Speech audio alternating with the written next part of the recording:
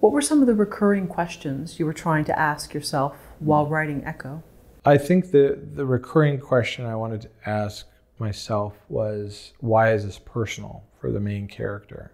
The genre that I wanted to work under, which is the spy thriller genre, is very well tread. It's very, very worn. There are not a lot of trails to be blazed there. So I wanted it to be a portrait. I started there. I started, okay, this needs to be very intimate about the main character and why he needs to know what he needs to know. And so, and it expanded from there thematically to me, which was he needs to know where he came from, not because he has amnesia or something like Jason Bourne, but he needs to know where he came from because he's going to be a father. And his wife is pregnant in the film, and she's very far along. But they're balancing their life with the fact that he's a crab fisherman. So he's gone for months at a time. And one of the reasons why I wrote him as a crab fisherman was I know a lot of fishermen, and they will tell you that there are a lot of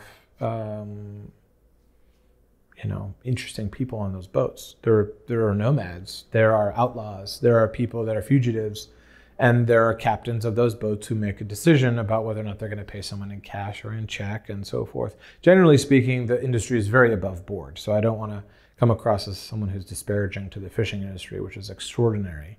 But there are people you meet who you say, man, I really wonder about his past. And I was in a bar and I was writing, I was expanding this character who is a former assassin. And I was talking to my friend who's a former fisherman. And we were at a fishing bar, so to speak. And I started to look around and I started to see him in these faces. I started to see like this guy's running from something and that guy's running from something. And I wonder if that guy's done time, like hard time, right?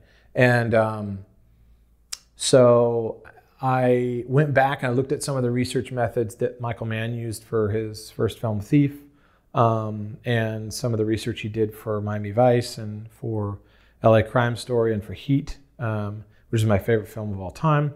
And he really talked to people who were criminals. And he talked to people who were cops, and he talked to people who were dealers and so forth.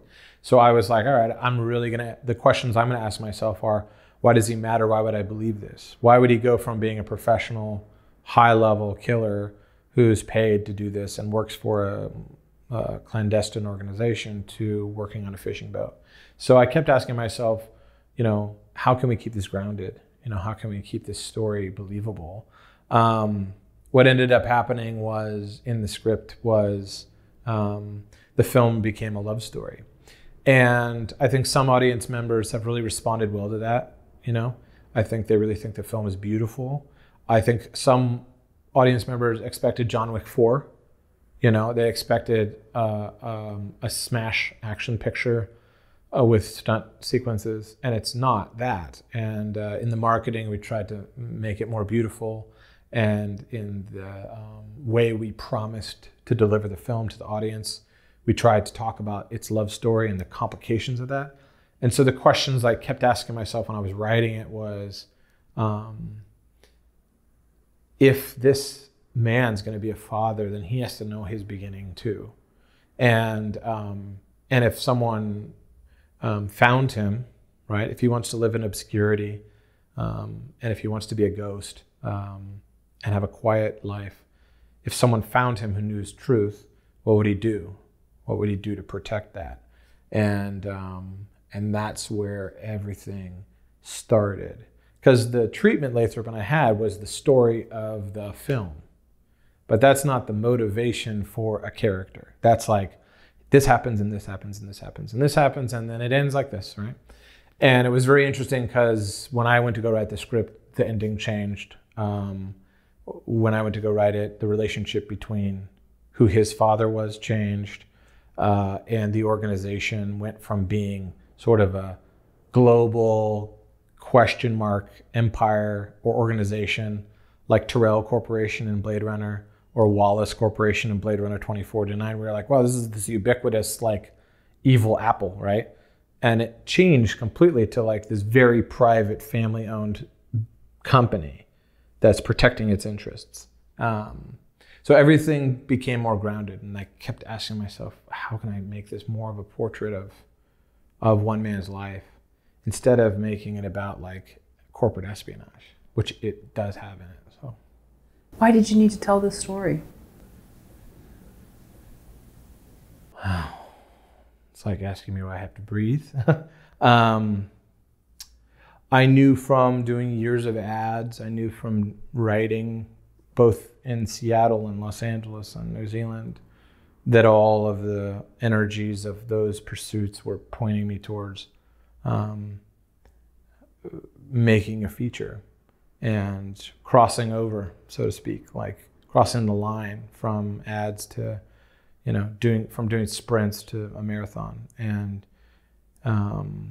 everything anybody tells you about shooting a film, about its rigor and its sheer impossibility is true. From my experience, it's true.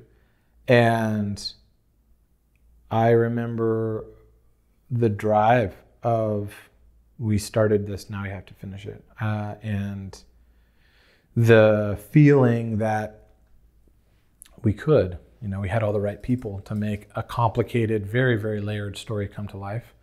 And then internally, I had to push myself as hard as I could ever. It's like doing 200 commercials in a month, right? And keeping a balance and a discipline for the work and my visual aesthetic. And the cinematographer calls me, we are very close, and he says, you are the guardian of the image. And what that means is, it's a very high compliment, but more importantly than it being a compliment, what he means is I'm looking at everything, for every shot, for everything. And I storyboard everything. I call every lens on every shot. And so I think I had to kind of have this baptism by fire, any of those awesome phrases. But it was also climbing a mountain. I've used that metaphor a lot, to the point of, I'm sure if some people watch this who know me, they'll be like, oh, he's talking about mountains again. But there are times, I've read a lot of books, I've read a lot of true story biographies about different climbers. And there are times they talk about moving in a group, getting to base camp, moving to this other camp, moving to this other elevation. And then they talk about like summiting or getting somewhere where they climb in the dark or they climb alone. And that's why I had to do it. I had to finish it, and I had to get to the top. And there's still no sense of satisfaction or pride or any of that. It's like that quiet feeling of, you did it, but it doesn't feel good. Like, it doesn't feel like joyful, It feels like you're more obsessed than ever to do it again.